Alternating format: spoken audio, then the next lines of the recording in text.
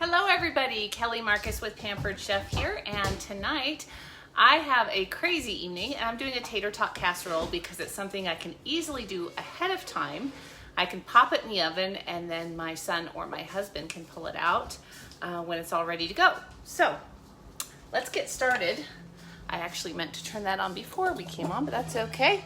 All right, I'm going to tilt you down here and just show you that in my pan I have some ground beef and some onions, and I'm going to use my mix and chop to break this all apart. If you do not have a mix and chop yet, this is something you definitely want to get. It's so much easier on ground beef to break it up. This is still a little bit frozen. To break it up, it just works so much easier than a spatula. Once you use one of these, you'll never want to go back. And you can also use sorry, I'm working on this chunk right here. You can also use it for things like guacamole and egg salad, banana bread, all kinds of great things. So we're getting that going in the pan, and hopefully it won't take too long. I meant to start it before I came on, and I forgot because I was just so excited. All right, let's slide over here and put together the rest of our casserole. I'm going to be using the stoneware rectangular baker here. If you've never cooked with stoneware, it's great because it gives you a nice even cook. Cooking in stone means it all heats more evenly, and also it keeps things warmer for longer when you pull them out. So we're going to be using this. It's well loved. The thing about stoneware, you'll see like this dark part, that is not stained. Well, it's stained, but it's not dirty. The motto with stoneware is the darker it looks, the better it cooks. So this is just now starting to get well seasoned. All right, while my ground beef cooks, I'm going to put together a sauce here. Now, you know what? Lots of people have a tater tot casserole recipe. They are probably as numerous as the stars. This is just mine. It's very simple, very easy. I'm going to use a can of cream of chicken soup and a can of cream of celery.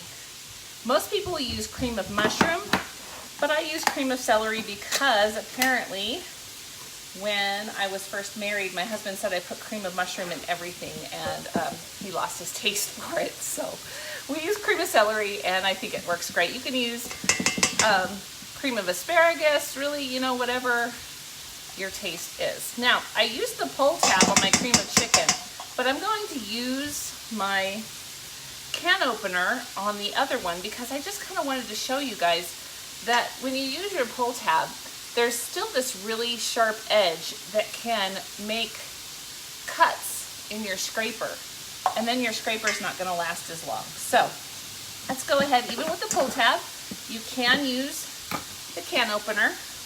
Just hit it flat on top and start to turn it. It will grab it. This doesn't cut the can, it just breaks the seal, so there's no sharp edges. And then we've got a little grabby guy here. We pull that off. And this time, I don't have to worry about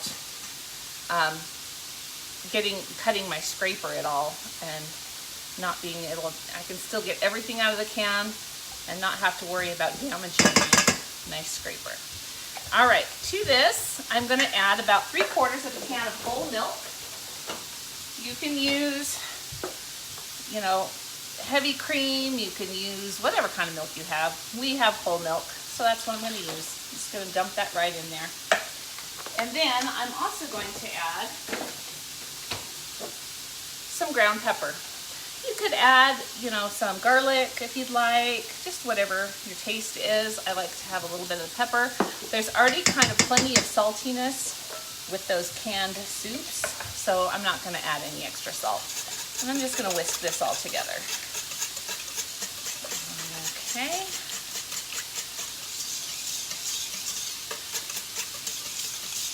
Get all the lumps out of that. Now let's slide back on over here for a moment and check on our ground beef. It's looking pretty good. I'm going to go in there again with my mix and chop, get it broken up a little bit more.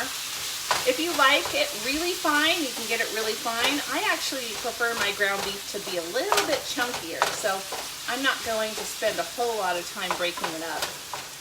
You definitely can get it really fine with the mix and chop, though, if that's how you like it. All right, that's coming along great. Should be ready to go just as we're ready to add everything to our pan. All right, one more move, or a couple more moves, sorry, right back over here. And we're gonna stick this sauce to the side and shred some cheese. Now, some days call for pre-shredded cheese, and some days you can shred your own. Today I'm shredding my own with the microplane adjustable grater. I'm just gonna stick it like this. And I've got some, this is I know this looks kind of interesting, but this is called Rocky Mountain Sunset Cheddar, and my son Patrick absolutely loves it. So these shredders are just so easy to use, nice and sharp. We even do have a blade guard, food holder blade guard, if you're concerned about shredding your knuckles, which I know some of you might be concerned about. I'm just going to go ahead and shred this all up. Maybe I'm only going to put cheese on about 3/4 of the casserole because my daughter doesn't like cheese like this on her casserole. So that's going to be plenty right there, and we're going to set that aside. I love this recipe too because you can make it ahead. You could put it in one of those disposable pans, and it would be great to put in your freezer for nights you don't feel like cooking, or to take to a neighbor if they're sick, or a friend. My friends know, like, I take Tater Tot Casserole all the time when I need to help out because it's just so easy to do, and it's easy for people to make, and it's kind of one of those comfort foods that everybody loves. All right, I'm gonna go ahead and scrape our meat into the bottom, and onions into the bottom of the pan. You could drain that beforehand if you want. This was not a very fatty meat, so there's really not very much grease in there, but of course if you wanted to drain it ahead of time, that would be fine. All right, that's all in there, and now I'm going for my tater tots. Now I get these in the big old 5-pound bags. Don't worry, I'm not using the whole thing.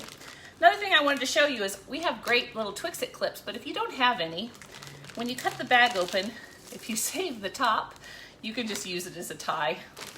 I know, it's just kind of a silly little hack for you there. So I'm going to pour a nice even layer, or even-ish layer of tater tots across the top. Kind of even those out a little bit. You can add a little more if you really love your tater tots. Kind of do a double layer maybe. That looks pretty good for our purposes. Now I know some of you will like lay each individual tater tot out, and that is awesome. It looks beautiful when you do that.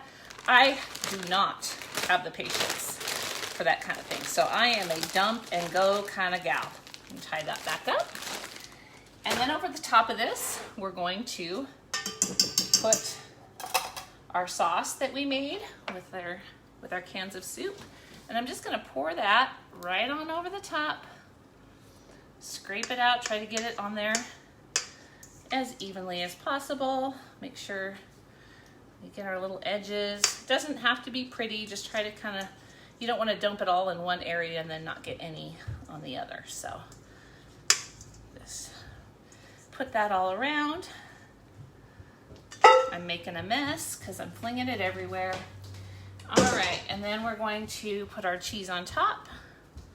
Like I said, I'm only going to do about 3/4 of it so that I can leave some for my daughter who doesn't care for the cheese. You can use as much or as little as you want. I think I grated too much, but the rest of this will just go in the refrigerator for my son to use for a quesadilla tomorrow.